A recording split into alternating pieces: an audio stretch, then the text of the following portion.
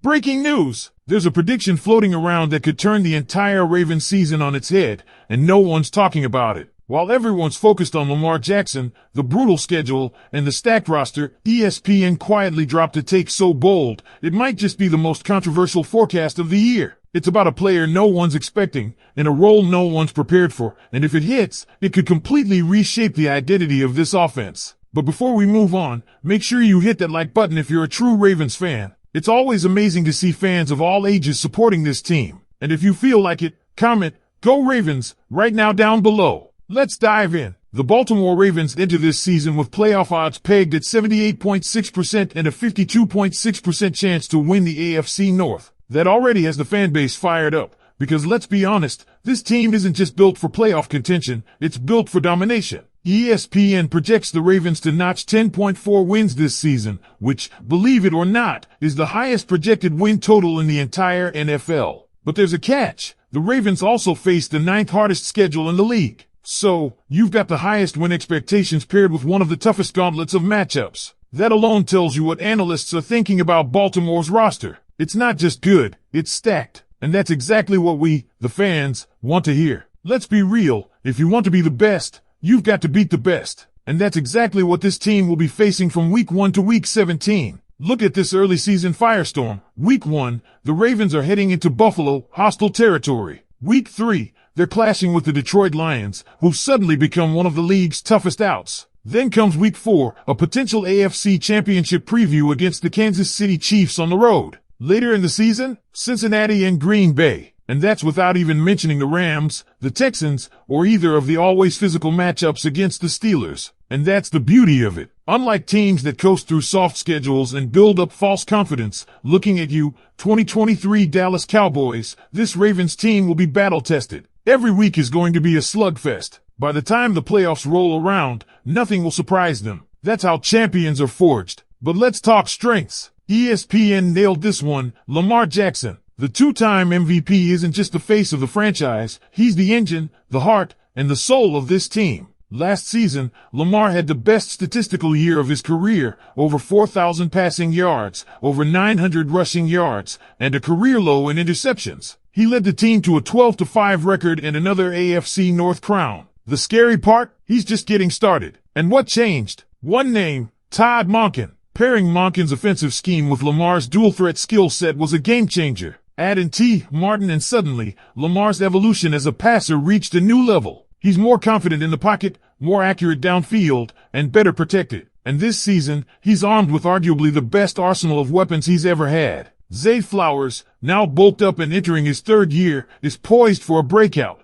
ESPN's fantasy advice? Draft Zay. He averaged over 12 fantasy points per game last year and had 11 games with double-digit production. But now, with the addition of DeAndre Hopkins pulling defensive coverage away, Flowers might finally be unleashed. His route running, his agility, and his increased physicality could make him Jackson's favorite weapon. Speaking of weapons, let's not overlook Rashad Bateman. Now here's where things get bold, literally. While ESPN's hot take was that Keaton Mitchell will have at least 4 games with 20-plus fantasy points, the bolder prediction is this: Rashad Bateman could become the team's WR1. That's right, even with Zay Flowers' rise and DeAndre Hopkins drawing eyes, Bateman could be the true X-factor in this offense. His speed, deep threat ability, and chemistry with Lamar are building blocks for something special. But what about concerns? ESPN raised eyebrows by highlighting kicker Tyler Loop as the team's biggest question mark. And while going from the legendary Justin Tucker to a rookie 6th-round pick is a dramatic shift, the concerns might be overstated. Tucker, as great as he's been historically,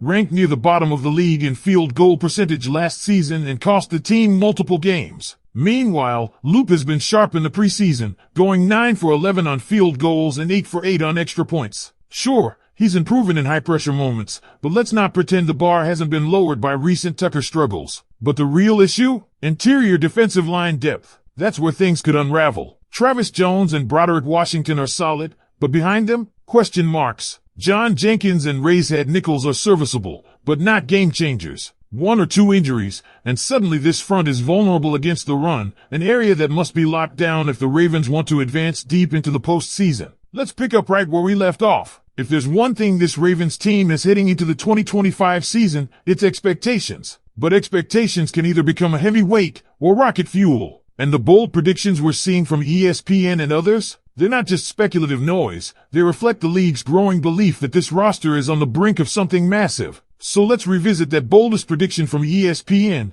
Keaton Mitchell is expected to have at least 4 games with 20-plus fantasy points. Now, let's be honest, that's a massive leap for a guy who isn't even in the top 5 of offensive touches on the depth chart right now. But here's the thing, it might not be as far-fetched as it sounds. When Keaton Mitchell is healthy, he's electric. Remember that Week 1 preseason performance? He looked absolutely unstoppable. The explosiveness is undeniable. He doesn't just make defenders miss, he erases them from the play. The problem? He's buried beneath Derrick Henry, Zay Flowers, Mark Andrews, Rashad Bateman, DeAndre Hopkins, and even Justice Hill in the pecking order. That's not a knock on Mitchell, it's just a reminder of how stacked this offense is. But don't overlook this, Mitchell doesn't need 20 touches to rack up fantasy points. He just needs a few big plays. If Monken uses him as a secret weapon, screen passes, motion sets, gadget plays, he could absolutely erupt in a few games this year. Think 75-yard touchdown runs, chunk yardage reverses, and red zone mismatches. So while 4 games of 20-plus might sound wild in the modern NFL, especially in this offense, it's possible. Risky? Sure, but possible. Still, my bold prediction, Rashad Bateman becoming WR1, is rooted in more than just potential. It's about matchups.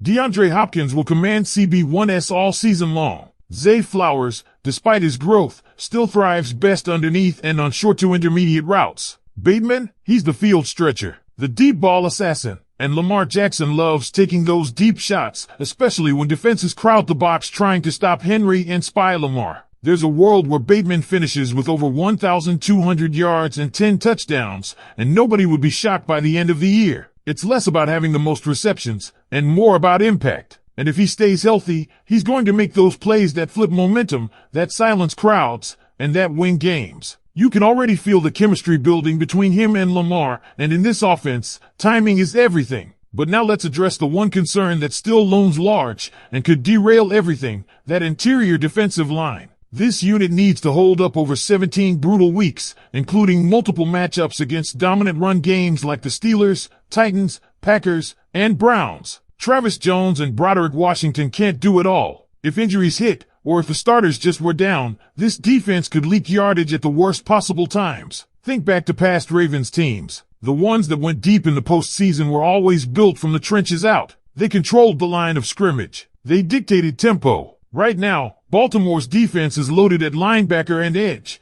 but there's vulnerability up the middle. And in a conference where teams are still going to pound the rock and shorten the game against Lamar Jackson, that could be the Achilles heel if not addressed before midseason. Still, this team doesn't just have talent, they have identity.